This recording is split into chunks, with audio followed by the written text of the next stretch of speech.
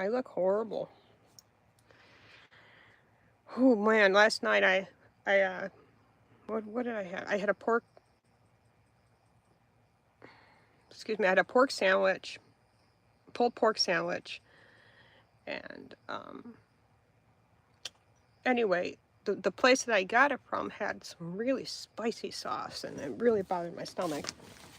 I thought I was going to the emergency room last night or this morning for sure. But I'm trying to avoid going to the ER all the time.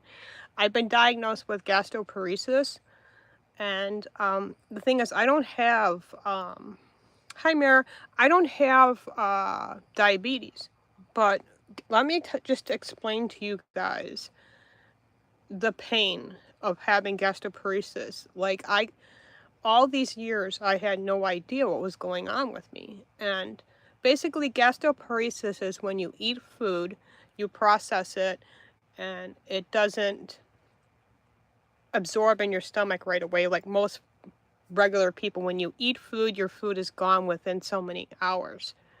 When I eat food, it can stay in my stomach for more than even 12 hours at a time. So yeah, it hurts a lot, and I have to change my complete diet. I mean, once in a while I can eat the foods, that I'm not really supposed to, but I can't do it all the time. I gotta stay away from things that I really enjoy too, which sucks. But I'm glad there's an answer to what's been going on, because I have made more than 10 trips to the emergency room just for stomach and diarrhea and vomiting. And it's nice to get an answer. As far as my cardio, my heart, and the AFib situation, we got to keep an eye on that. I don't know what's going on with that. Um, I'm, I'm, I have been taking Seroquel, and sometimes when you stand up, it can raise a heart rate to like AFib, like AFib, and so we're keeping an eye on that. I have a lot of pain in both my breasts, and I was supposed to go get a mammogram the other day, and I missed my appointment, so I'm kind of mad at myself for that. But when they texted me our appointment, it said 11, and I thought it said 1, and that's because of my vision sucks, so I have to reschedule for that. Breast cancer runs in my family.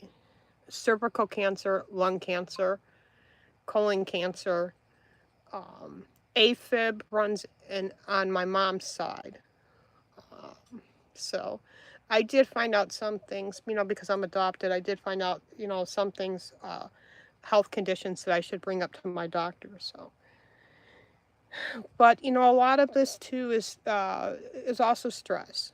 As you guys know, most of my followers who've been following me knows my story. I've been under so much stress, and 6 years without Tom and Anna, it feels like sometimes it was yesterday. And my biggest fear is forgetting things of Anna, and I don't ever want to forget anything of Anna. I want to remember all the laughters, all the smiles, all the good times, and I want to hold on to them. But lately, I've been having the opposite of memories and a lot of trauma. Um, so far back as when I was a child, and I've been discovering things things that have happened to me as a child. I don't really want to get into detail because I am really waiting for my documentary that I'm going to be making. I don't have a producer with this documentary, so I've literally done some parts of it, but I have to work together to get it put together, if that makes sense. I wanted to do a live documentary. It might be better off if I do it live too, just because I don't have to do all the cuts and the editing and all the working on that. So I will explain more in detail when I get to that documentary. But yeah, it's really tough, Mayor. I have days where I can't even get out of bed. I've been in bed for 6 years, and I want to. It's time for me to get out of bed. And I was telling my psychiatrist this. You know, we were going over a lot of things. You know, we were going over also things that trauma and triggered me. I explained again. We talked more about Renee, and you know, I can talk about her so easily with my psychiatrist, and you know, he's telling me, and he reminds me all the time, because I go back to a place where, and not just with Renee, other people in my life who have hurt me, abandoned me, taken advantage of me. um, I get so angry more at myself now, more than the situation, if that makes sense. So I'm trying to work on that. I got this therapy book my doctor gave me, my therapist gave me, you know, but it, I'm a person who believes in justice, and I go back and forth with these decisions. And I've talked to you guys about my choices that I do have, and I still go back and forth with this, with the justice, with between and what I would like, the outcome of it all. And it still breaks my heart, because my son is still in that situation. And I called him and I told him when he was in New York, you can call me son anytime. I was in Indiana. If you want to come and leave New York and live with me, you just give me a phone call. And I wish I wish I would have stood up for myself even the day before he left, and put my foot down and said, no, you can't take my camper and you can't take my son. And I want my truck back. If I would have just said all three, yeah.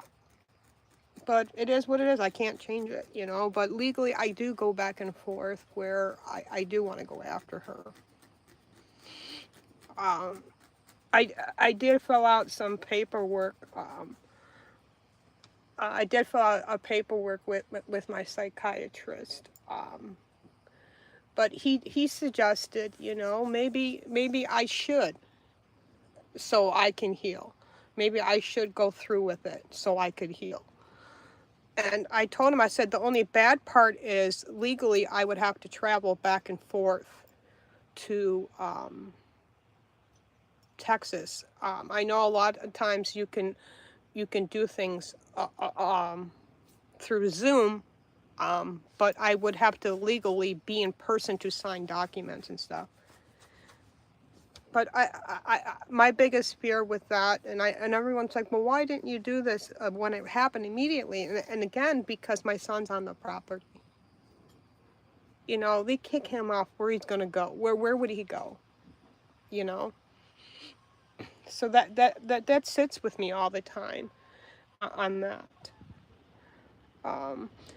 As far as my house goes, as you can see, the background, no, I'm not in my house yet, but I do want to show you, because I'm not playing around. And you know, I did give her my YouTube channel, this lady. So just give me 1 second.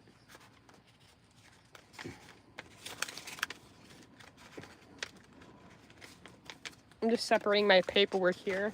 I got my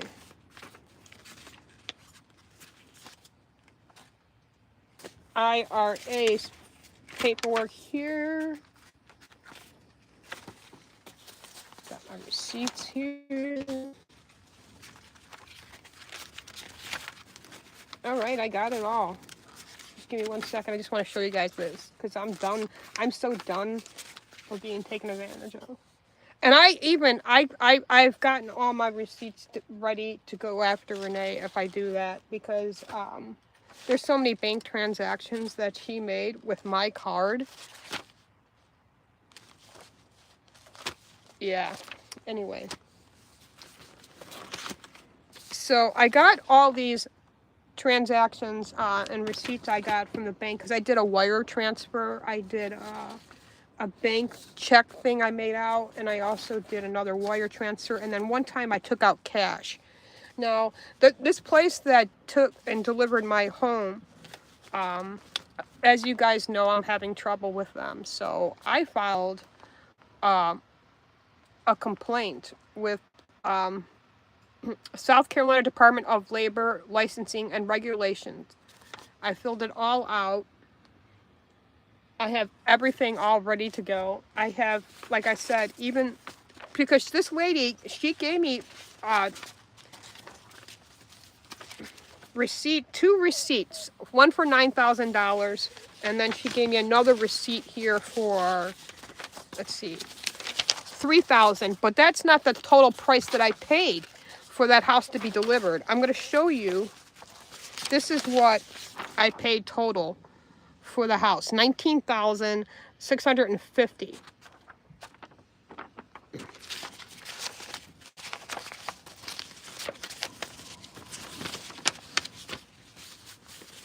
I do have one more form to fill out because it's everything that's included in that price. So I do have to print that out again.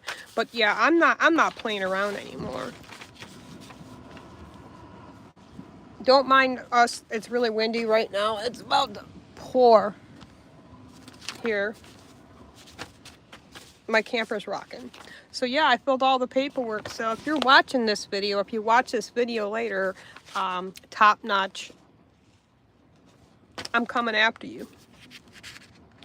Top Notch Transport and Mobile Home Setup, LLC. That is the company. Again, Top Notch Transport and Mobile Home Setup, LLC. If you go to Google and you could help me out, this would be a big favor if you guys could do a little review or a comment under my comment. You'll see my comment first, and I think Missy made a comment, her husband made a comment. Even Missy tried contacting this lady, and she refuses to call me back. I paid over $2,000 for electric meter to be installed, and they never installed it. They broke a window. They never replaced that. Because of the broken window, when they moved the house back in, when was it? I want to say November 10th. Around that time or area, they delivered my home. They broke windows. And because of that, it caused damage to my floor. So I'm going to make them pay for that too. So I'm going to file. I already filed with the Office of, again, with Office Investigation and Environment of South Carolina Department of Labor Licensing and Regulation. So I'm going after the company, and not only am I doing this, I'm also going to small claims court in about 2 weeks, maybe 3 weeks here. I will be going to small claims court. I could even do it sooner, and I'm going to file a complaint with the court. I would like to get an attorney as well, because I want to go for pain and suffering, because this place has not only put me into a tailspin, but I ended up going to the mental hospital. Okay, I totally had a nervous breakdown over being treated like this. I mean, I paid in full. You should complete the work. I'm just so tired of it. And this is exactly what I should have did. My psychiatrist told me with Renee immediately. Immediately I should have. And she would have been arrested. Not that she can't be still. But I'm just saying, I should have done that immediately. Like I said, I'm done being taken advantage of everybody and everyone taking advantage of me. And because this lady did not give me 2 different receipts for the last 2 payments that I made to the company, I had to go to my bank and get it. So she can't tell me, oh, well, she didn't pay. Bullshit.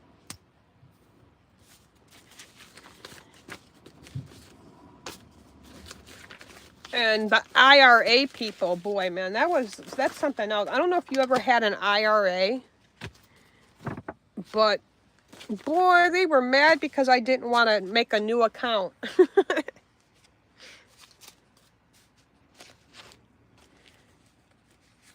My dad left me just under $10,000.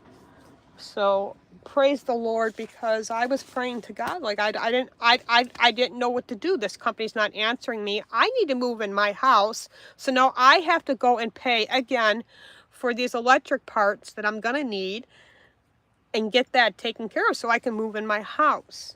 So I have to use some of this money my dad left me to do that. And it kind of does upset me a little, you know, because I would like to save the money, you know. God forbid we're all going to need money, especially in this economy, the way it's going to be in the next couple of years. You never know, you know what I'm saying?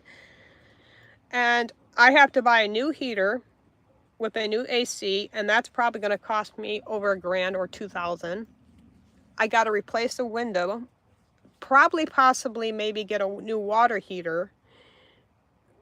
And I would like to get a back porch done with a roof done, like a back patio. Now I wish I would have kept both decks when I got my house.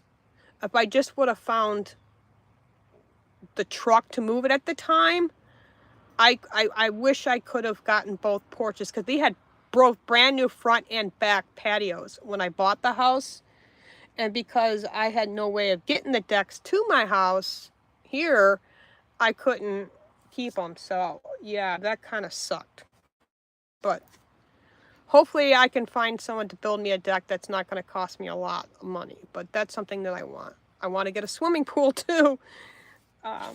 So the most important things, of course, come first. My needs have to, you know, and my wants are different. So, but yeah. Other than that, guys, that's about it. I just wanted to keep you informed, let you guys know. No, I'm not in the house yet. I can't even go live because I have no computer. If I had a computer, I'd be making some money. But we'll get into that another day, another day, another day. Anyway. Yeah.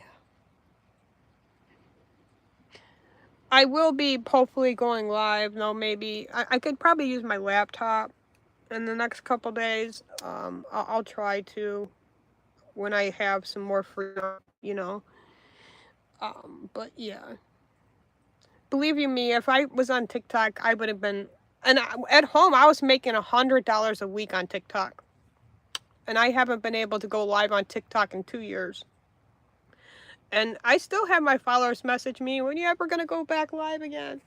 I got people who send me all these music songs, song lists, and all these new country songs. So, you know, I would love to, believe you me. But because of my circumstances that I've tried explaining to you guys why I can't, it's still that same situation. So there's nothing I can control over that. But yeah. Love y'all. I hope y'all are doing good. Please continue to pray for our president. Continue to please pray for our vice president and Usha, about to have a baby. It's really exciting. Please continue to keep praying for our country, our veterans. Please continue to pray for our law enforcement, our EMS, our firemen. And also please continue to pray for, most important, Erica Kirk and her Charlie Kirk's family right now. They are going through nightmare, a repeated nightmare of going to this hearing, and I pray for her comfort and her ease in God to ease her pain, because I can't even imagine. You know, it's almost been a year since we lost Charlie, and to me, they should have already hanged this guy. And a lot of people like Candace Owens are eating up and spewing out her shit lies as this trial goes on, because all the evidence that Candace Owens thought she said she had, she ain't nothing but a liar. Okay? Erica Kirk had nothing to do with Charlie's death. Turning Point USA had nothing to do with his death. And I know a lot of people think that Erica Kirk's this huzzy, cheating whore. I don't believe any of it. Because I refuse to believe that. You know, and there are some bad people in this world, yes, and people need to stop bad-mouthing Erica.